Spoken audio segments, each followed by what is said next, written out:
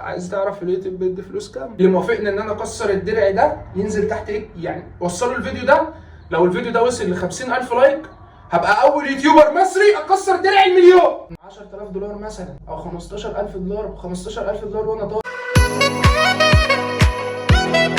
والله رخيصة كلبة الجنيه، يلا برا. انت قلتي بتحبيني ولا؟ هلا والله واتساب، سلام عليكم. النهارده بما ان انا النهارده هفاجئكم باللي انتوا داخلين على يعني الصوره المصغره، تمام؟ ففي تساؤلات كتير وحاجات علامات استفهام كتير، تمام؟ اللي فات مات، اللي فات مات بالنسبه لي انا، فلازم يموت بالنسبه لكم. بس الموضوع الانسان اللي كان معاه الحاجه بتاعتي هو ما كانش سارقها، هو كان في حد موصل له، حد قريب مني اللي انا هبيع الحاجه دي، وهو المفروض كان خايف عليا فخدها شالها عنده علشان ما تتباعش. بس هو ده اللي حصل، ده سؤال الاستفهام. انا بقى هبيع الحاجه ولا ما بيعهاش؟ بنسبه 70% ممكن ابيع، ما اعرفش، بس انا الرغبه مش جايه لي دلوقتي. يعني لو الرغبه جات لي تاني ولقيت سعر مغري مش عارف، خصوصا انا يعني انا مؤمن ان انا لما اموت هاخد قطنه معايا، مش هاخد اي حاجه. فاهمين حاجه؟ يعني انا هموت هاخد قطنه، هل انا هاخد ده؟ يا لهوي يخرب بيت ام شكلك يا جدع. عارفين يا جدعان، انا دايما كنت بحاول اصحح علاقتي مع واحده بحبها، بس الصراحه بدات احاول اصحح علاقتي مع حاجه اهم منها، هي الفلوس. يا جدعان احنا لو كلنا حاولنا نصحح علاقتنا بالفلوس هنخرب الدنيا، اقسم بالله هنبقى مش هيبقى في حاجه بتاثر على نفسيتنا. لكن احنا دايما بنحاول نصحح علاقتنا مع ناس مش بيقدمونا في حياتنا، ودي اكبر غلط. بصراحه اول ما بدات اصحح علاقتي مع الفلوس هي كمان بدات تصحح علاقتها معايا. بنت بصوا عشان ما توهش منكم، انا بقالي 40 ايه، انا صليت على النبي 60 مره، ناقص لي 40 فهصليهم واجي. انا بحاول اعود نفسي على الخصله دي. يعني في ناس بيصلوا 1000 مره وفي ناس بيعملوا ارقام كبيره، فانا عشان مبتدئ بدات بال100. وانا صغير كنت بعمل 30 بس دلوقتي لازم 100. يا اخي صلي على النبي صلى الله عليه وسلم، صلي على النبي عليه الصلاه والسلام، وش راح يضرك؟ خلصت، انا خلصت ومش شايف فيكم حد. عايز تعرف اليوتيوب بيدي فلوس كام؟ انا مش عارف، انا ممكن اقول لك، هديك نبذه كده. طب اليوتيوب لما اداني الدرع ده اداني كام؟ بيو بيو بيو بيو.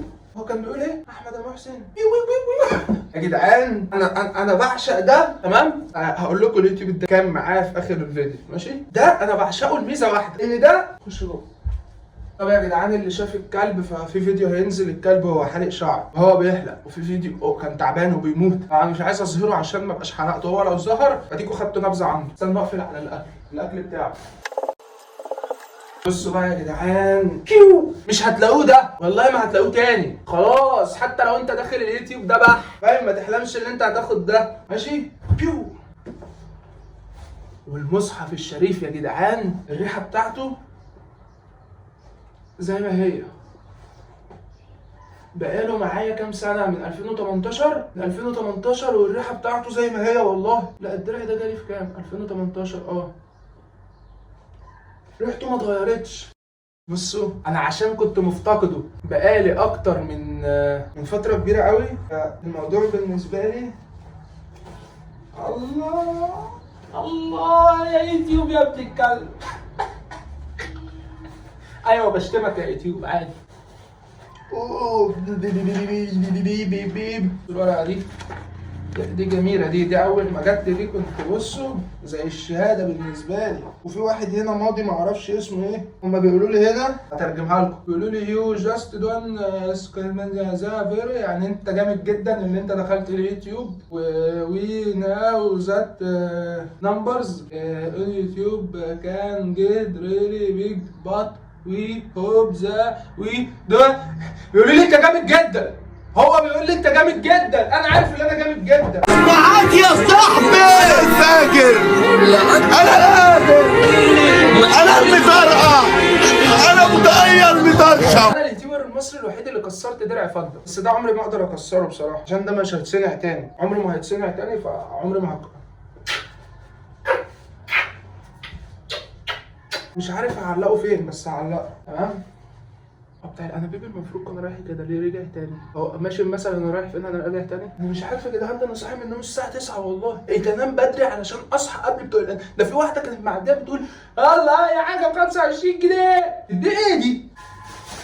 ده صوته عالي جدا، استنوا بقى لحد ما يمشي.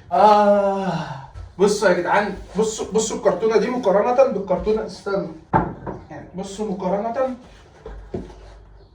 دي بنتها. الله بصوا هنا كاتب لي ايه؟ هنا العنوان. انا عايز اقول لكم على حاجه يا جدعان، تمام؟ انا عشان طموحي كبير في المجال الخرا ده، انا لما جالي درع اليوتيوب ما فتحتوش لمده حوالي 4 شهور ولا 6 شهور، الدرع الذهبي. فعلا ما فتحتوش لمده 6 شهور، لان انا حلمي مش الذهبي. انا الاول كان بالنسبه لي كلمه درع فضه دي مستحيله، بس لما جبت الدرع الفضه بقيت طماع. معاك يا صاحبي. ودي من علامات النجاح، ان انت تبقى راضي باللي ربنا بيكتبه بس طمعان في الخير بتاعه اكتر.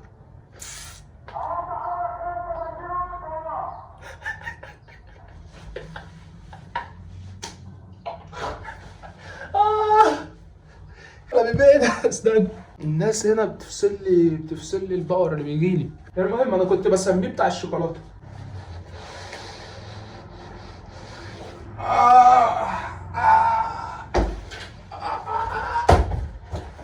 يلا روح. جينا هنا.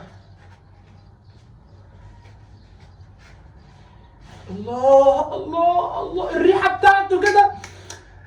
عارف انت لما بتشم ريحه بتتذكر حاجات كتيره قوي. يعني في ريحه معينه لو انت بقالك كتير ما شمتهاش، بقالك كام سنه، هتتذكر حاجات كتير قوي. يا ترى اليوتيوب بعت لي فلوس قد ايه لما اداني ده؟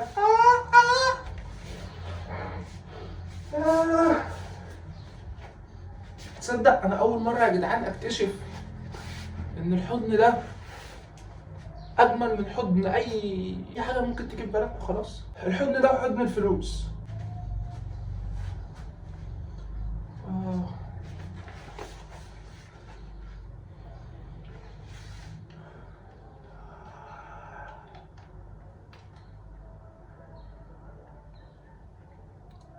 حاسس اني عايز اعيط، بس انا عمري ما عيطت قدام الكاميرا فمش هعيط. الله الله.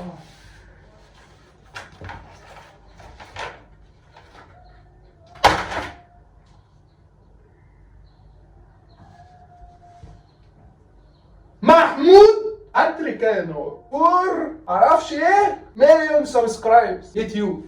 انا عايز افاجئكم بقى بحاجه، ان انا هكسر الدرع ده اصلا، تمام؟ اللي موافقني ان انا اكسر الدرع ده ينزل تحت ايه يعني، وصلوا الفيديو ده.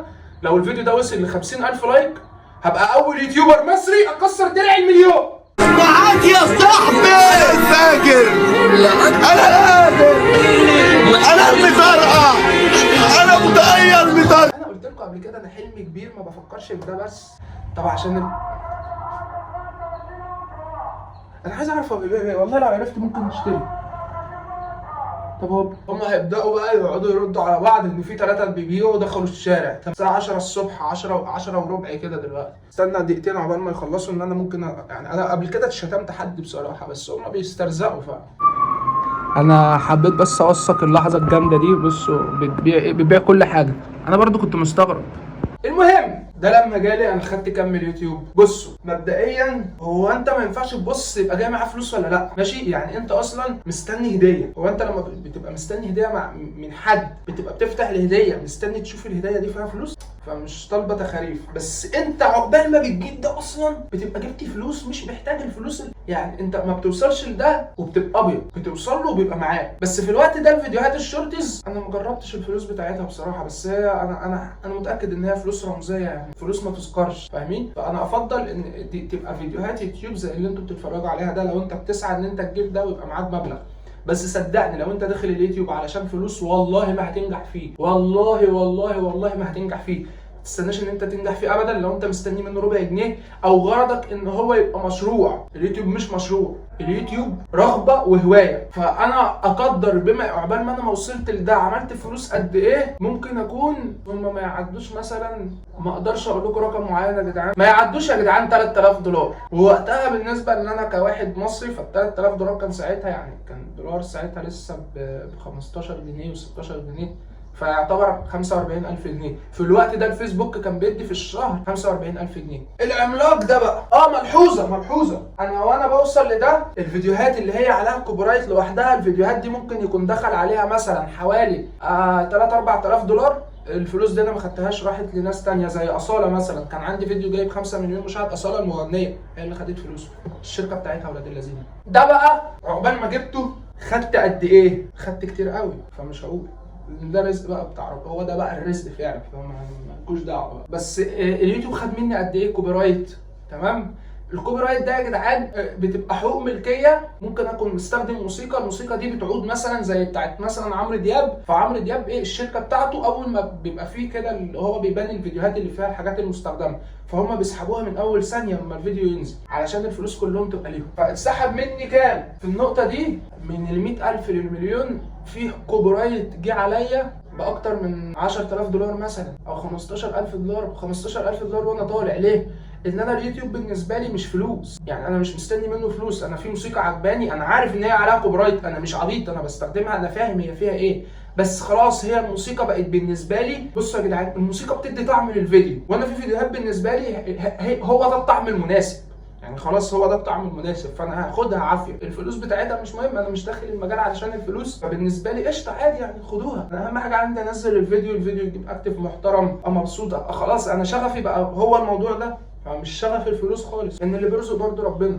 وغير كده الحمد لله ربنا بيبعت بقى رزق بره اليوتيوب، دي نقطة مهمة قوي، اللي هو بيبعت رزق بره اليوتيوب. الفيديو لو وصل 50,000 لايك ابعتوا لي على الانستجرام، تمام؟ ان انا في الاغلب مش هبقى فاضي ان انا اخش اشوف الفيديو جاب كام لايك، ان انا حرفيا دلوقتي خلاص هتركانه رجع يا جدعان، هتركانه رجع وهنخرب الدنيا، بص ازيط نفسي.